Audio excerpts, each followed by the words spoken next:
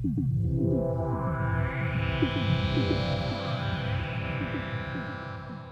two stars are in orbit around one another in a binary system, their positions change periodically in time. Since the gravitational force between an astronomer and a star depends on distance and the direction to the stars, an observer will feel a time-changing gravitational force as the two stars orbit one another. As we watch the stars in orbit, we will see the brightness of the system change as they pass in front of one another, as they continue their dance through the universe. To preserve causality, there has to be a delay in the change in gravitational force that is synchronized with the brightness changes as the locations of the stars change. In other words, the two stars changing positions cause gravitational waves to be emitted by the binary system. These gravitational waves will distort space-time and cause objects far away to be squeezed and stretched periodically. The energy for these distortions is carried away from the binary system by a wave. This means that gravitational waves carry energy away from the binary, and the binary loses orbital energy. The stars in a binary system are moving in ellipses in accordance with Kepler's laws. One component of the total energy is their kinetic energy, which is kept in balance by their gravitational potential energy. By summing both the kinetic and gravitational potential, we will obtain the total energy for the system. This total energy is large when stars are far away from one another, and smaller when stars are closer to each other. This effect is caused by the emission of gravitational radiation. Outgoing waves carry energy away from the binary, causing the stars to fall inwards, orbiting closer and closer to each other, shrinking the orbit of the system, and instead forming an inward spiral. The process of gravitational wave emission and the inward spiral is incredibly slow.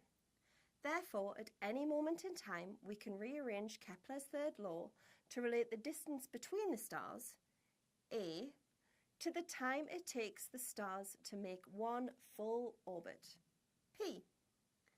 Here we see P, the orbital period, is equal to the square root of A cubed divided by the sum of the masses of the two stars. As the stars slowly spiral inward, their masses do not change. Only the distance between the stars change. In Kepler's third law, when A gets smaller, so does the orbital period. The star takes less time to orbit when they are close to one another. The result of the loss of energy through gravitational radiation causes binary star systems to slowly spiral inward. As this process continues, the stars' orbits speed up and they can come closer together, appearing to spin more rapidly around one another. This slow death spiral will eventually cause the two stars to collide, merging into one big star. This sounds dangerous, and how common would such a phenomenon be? This death spiral only affects binary stars that are both tiny and extremely close together. In order for two stars in a binary to spiral in and merge within the present age of the universe, so about 13 billion years, the distance between the stars has to be no bigger than the diameter of our Sun. That's pretty close. Typical main sequence stars that are found in binary pairs in our galaxy orbit much further away from each other than 1 astronomical unit.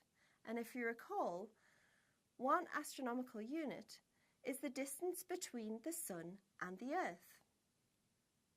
So these typical stellar binaries are in no danger of undergoing inward death spirals. As an example, the brightest star that we can see in the Earth's night sky is called Sirius, the dog star. It is found in the constellation Canis Major, which is named after the mythical dog that guards Europa from an abduction by Jupiter. Sirius is actually a binary system composed of 2 stars that orbit one another every 50 years. The distance between the two stars is similar to the distance between the Sun and the planet Neptune. Gravitational radiation emitted by the Sirius binary system is so weak that currently it is impossible for Earthlings to detect. The in-spiral is so mind-bogglingly slow that it would take 10 zeta years, or 10 to the power of 22 years, before the two stars merge. This would be long after both stars burn through their nuclear fuel anyway. In fact, the in-spiral of the Sirius binary system takes such a long time that we can ignore the effect of gravitational radiation on this system and all other binaries of main sequence stars. The only stars that are small enough to allow orbits to be close enough together to emit gravitational waves at observable rates are white dwarfs, neutron stars, and black holes. The first detected binary star system demonstrating the emission of gravitational waves was a binary composed of two in-spiraling neutron stars. The system was first observed by Russell Hertz and Joseph Taylor using the Arecibo radio telescope in 1974. It contains a pulsar and a neutron star that orbit one another once every 8 hours. Therefore, they are separated by a mere 3 light seconds, which is similar to the diameter of the Sun. Together, the two neutron stars slowly spiral in towards each other, allowing Hertz and Taylor to detect the change by measuring the orbital period of the pair over time. They found that the orbit of the two stars slows by approximately 1/10 of a millisecond every year. This tiny change in orbital period agrees with the predictions of gravitational radiation coming from Einstein's theory of general relativity. Although indirect, this was the first evidence of gravitational radiation, demonstrating that gravitational waves do carry energy away from binary systems.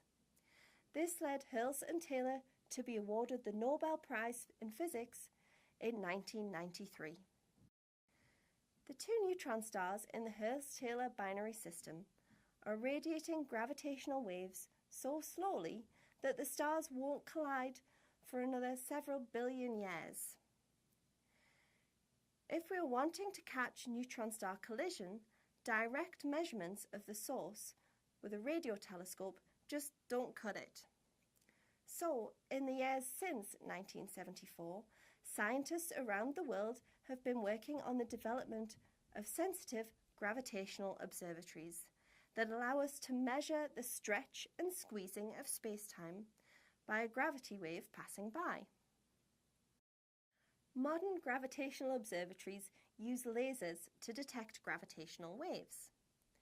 These machines can identify the spiraling of neutron stars at a much later stage. These neutron star binaries have got so close together that they are able to orbit one another more than 25 times per second. Once a pair of neutron stars orbit this quickly, they radiate energetic gravitational waves. The energy of the emitted gravitational waves increases more and more until the two stars spiral close enough that they collide and finally merge. A merger like this can happen in an order of minutes. In August of 2017, such an in-spiral of a neutron star binary was detected.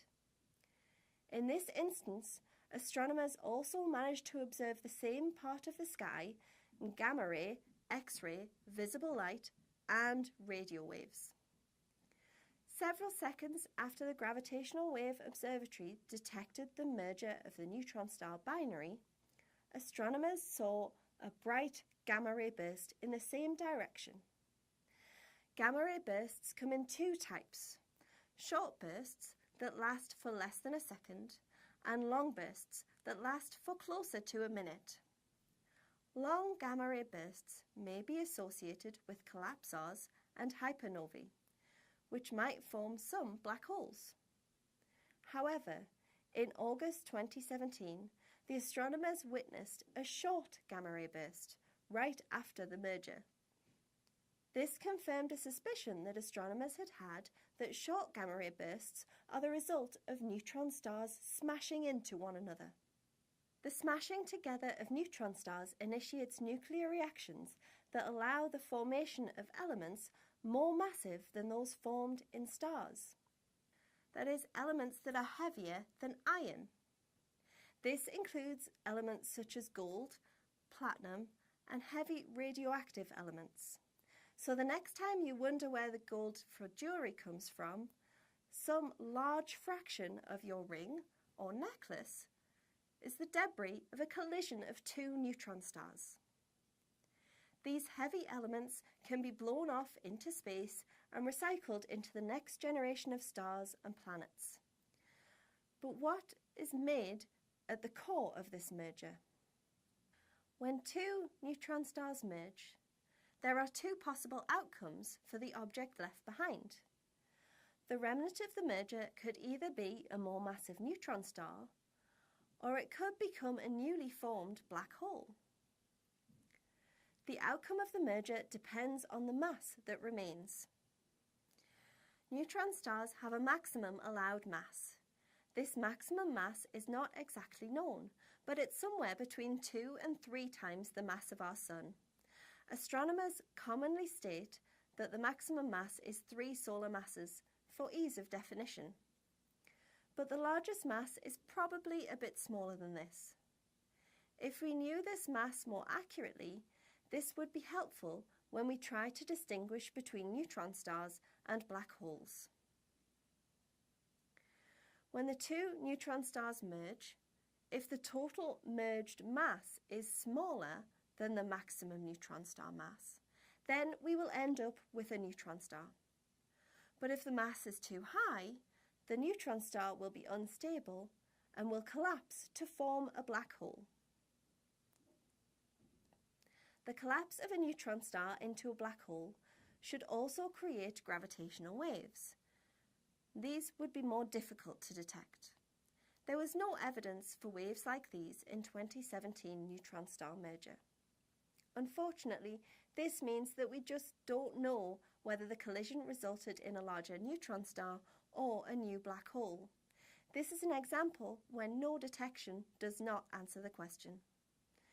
The total mass of the merged objects is 2.7 solar masses, and is very likely that this is larger than the maximum allowed neutron star mass.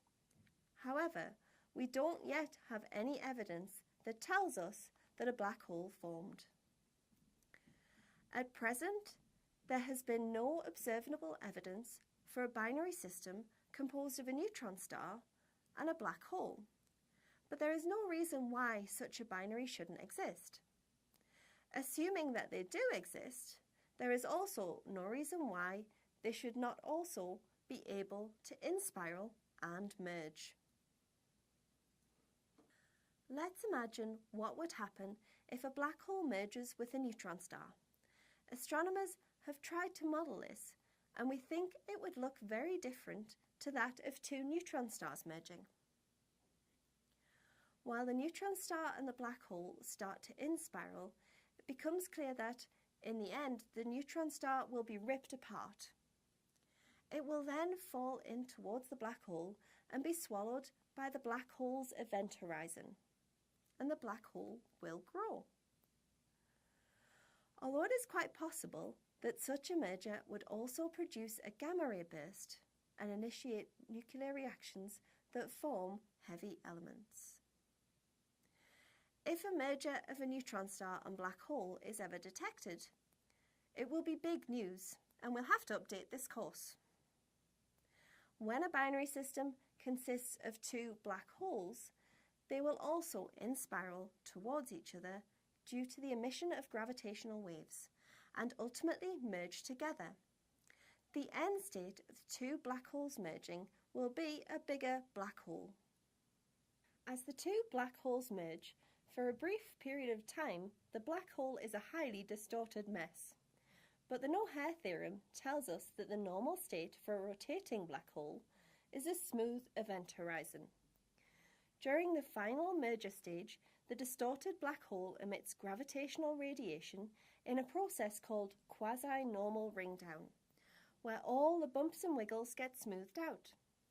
The final resulting black hole is a Kerr black hole of the sort we looked at earlier in the course.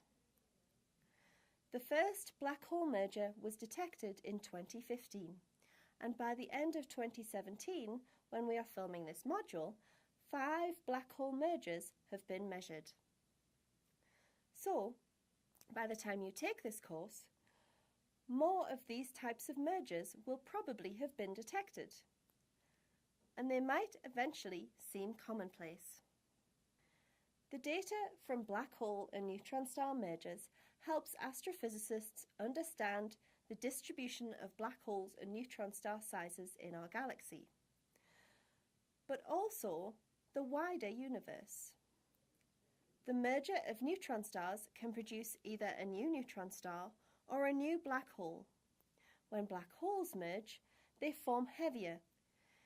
This diagram summarizes the black hole food chain as we know it at the end of 2017.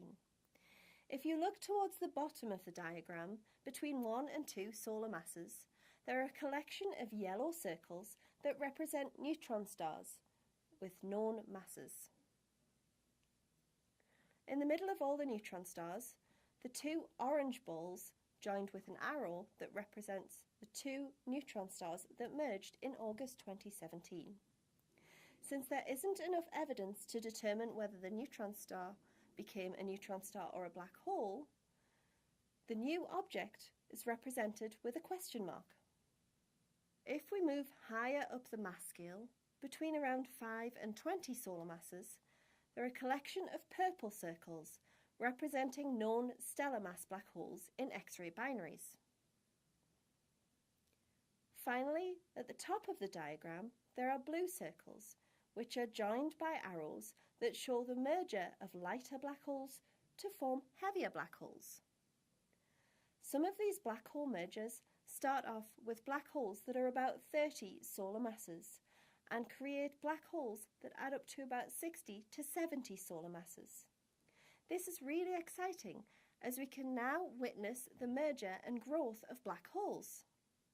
Perhaps this process might lead to the formation of intermediate mass black holes. If we now consider the other end of the black hole mass spectrum, by this I mean let's switch up to the size of galaxies.